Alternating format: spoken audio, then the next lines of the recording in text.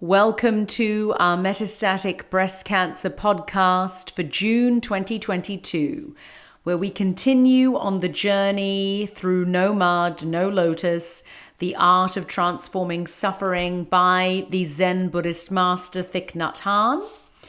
And we are on chapter 6 this month. Happiness is not an individual matter.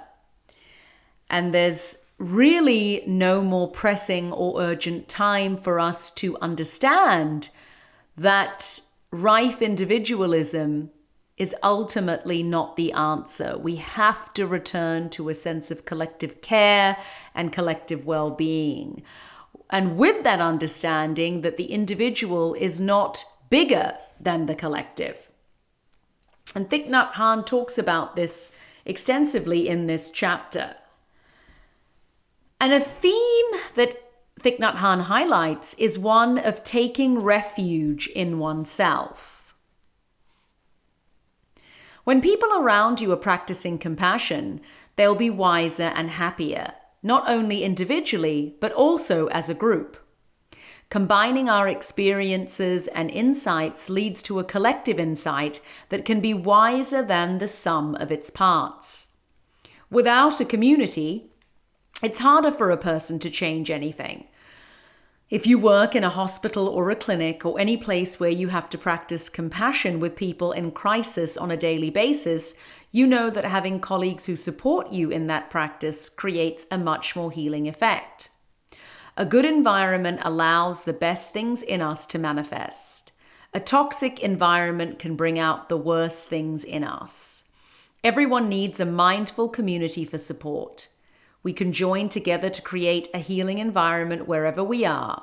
Our family, our classroom, and our workplace can all be mindful communities. When we come together and enjoy practicing mindful breathing together, we produce a collective energy of mindfulness and compassion that is wholesome and very strong. In our daily lives, many of us are in toxic environments of mutually reinforcing suspicion, competition, greed, and jealousy. We consume our environment as a kind of food, and its good or harmful elements seep into us. You may find yourself in a negative environment you can't get out of due to the realities of family needs or financial constraints. In that case, you can be a force for positive change. Start by creating your own safe harbor, even if it's only one corner of a room or a desk. There are also wholesome communities online that you can join. Don't give up hope. You can live in such a way that shows compassion is possible in any situation. Set an example, even if it's a small one. Other people can learn from it. The best way to help others lessen their fear, craving, and violence is to show them there is another way. If love has degenerated into hate, it's possible for you to turn the garbage of that hate into a kind of compost to nourish the flower of love to bloom again. And we really need these teachings now more than ever, with so much individual and collective suffering in our communities, in our country, and in the world around us. So now Thich Nhat Hanh goes on to talk about collective action. When a group comes together and commits to practicing mindfulness together, breathing together, walking together, doing some kind of good work together to lessen the suffering in the world, this is positive collective action that can be very powerful. In the collective action, you can see the individual aspect. There are those who sit differently than others. There are some who focus more easily, some who need more support. In the collective, we can see the individual, and in the individual, there is the collective. There is no absolute individuality. There is no absolute collectivity. Anything you can do to lessen suffering in your community and in the world is known in Buddhism as right action. When you go to the supermarket, you can make the choice whether to practice right action or not. There are items for sale that have been produced by children who have no chance to go to school. There are items that have been made with materials that can be harmful. We are part of the collective whole, and even these individual decisions about what to consume affect the collective consciousness.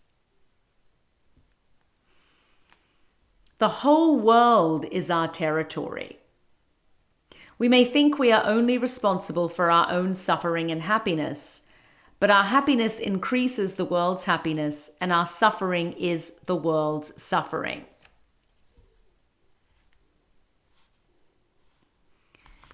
And I think we really need to understand this message now more than ever. The art of happiness can be described as a part of our practice and the transformation of our suffering into happiness. It's not a complicated practice, but it requires us to cultivate mindfulness, concentration, and insight. It requires, first of all, that we come home to ourselves, that we make peace with our suffering, treating it tenderly and looking deeply at the roots of our pain. It requires that we let go of useless, unnecessary sufferings, releasing the second arrow and taking a closer look at our idea of happiness. Finally, it requires that we nourish happiness daily with acknowledgement, understanding, and compassion for ourselves and for those around us. We offer these practices to ourselves, to our loved ones, and to the larger community. This is the art of suffering and the art of happiness. With each breath, we ease suffering and generate joy. With each step, the flower of insight blooms. And Thich Nhat Hanh shares a number of different practices that can encourage us to let go of our suffering, to transcend our suffering, and to embrace this sense of peace and joy within. So I now want to share this practice with you. So wherever you are, you can come to a comfortable seat. Thich Nhat Hanh shares 16 breathing exercises that are taken from the Anapanasati Sutra on mindful breathing. And the first 4 are to take care of our body. The second set of 4 takes care of our feelings. The third set of 4 focuses on the mind. And the fourth set focuses on objects of the mind. So we'll be going through this journey together in subsequent podcasts. And the first set of exercises is primarily for taking care of and healing the body.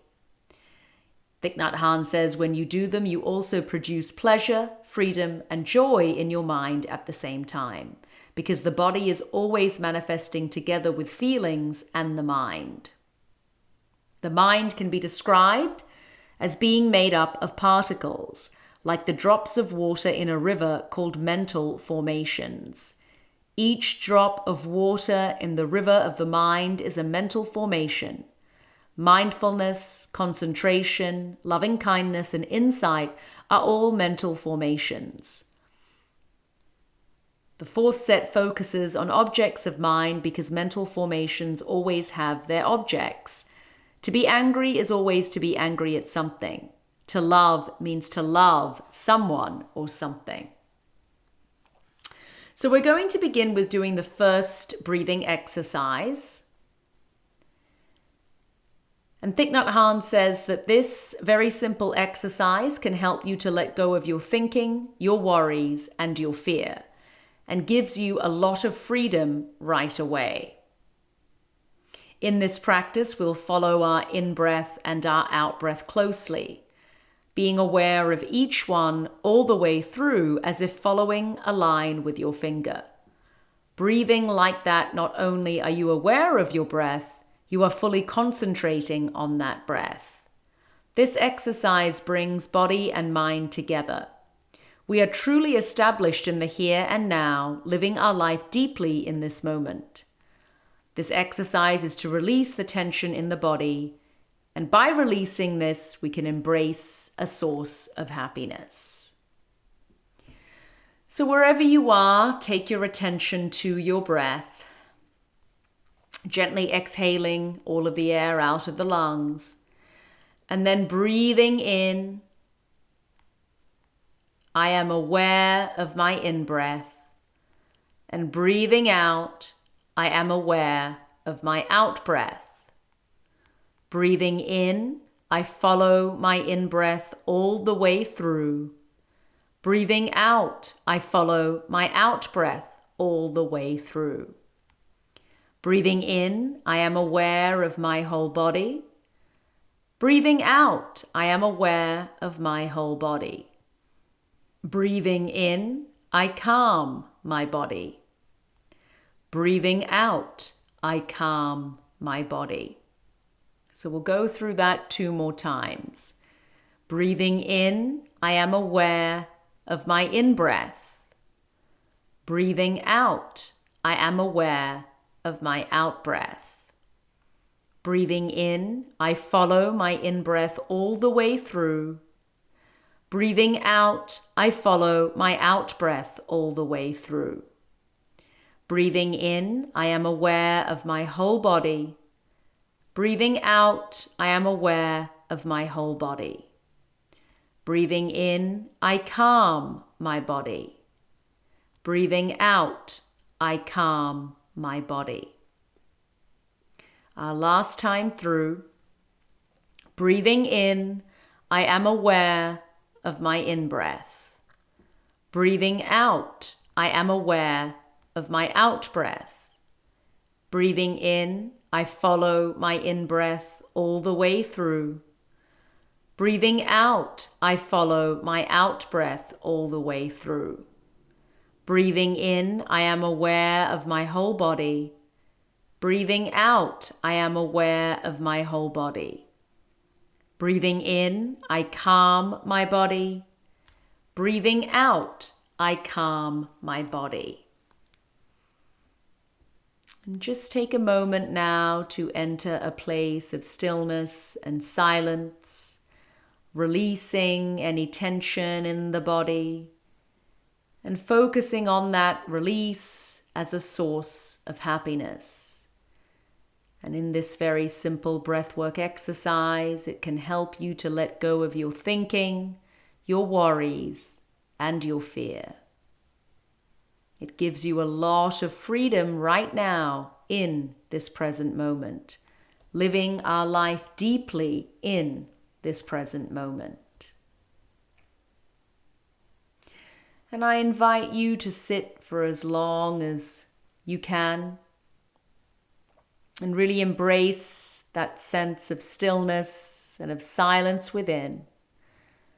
I hope that you will be able to join us for our June Metastatic Breast Cancer Mindfulness Group, and I look forward to seeing you all then.